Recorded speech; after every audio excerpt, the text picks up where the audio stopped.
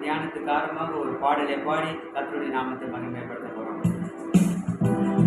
வல்லமையின் ஆவியானவர் என்னுள் வந்து இந்த காரணத்தினால் சொல்லாத சாத்தான ஒரு சொல்லாத நினைத்து விட்டேன்.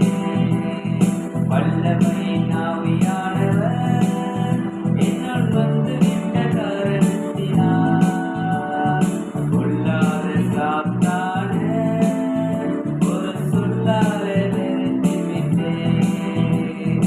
உலகத்துக்கு வெளிச்சம் நான் இந்த ஊரெல்லாம் காத்திருப்பேன்.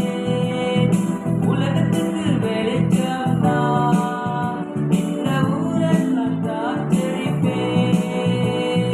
உப்பாக பரவிடுவேன், நான் எப்போதும் சுவை தருவேன். உப்பாக பரவிடுவேன், நான் எப்போதும் சுவை தருவேன்.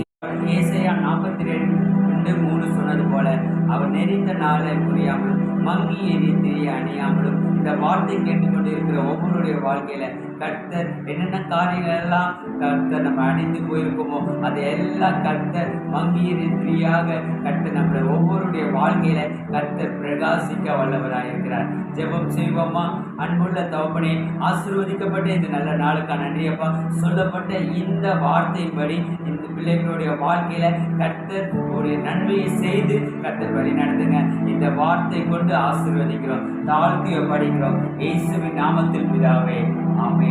God bless you.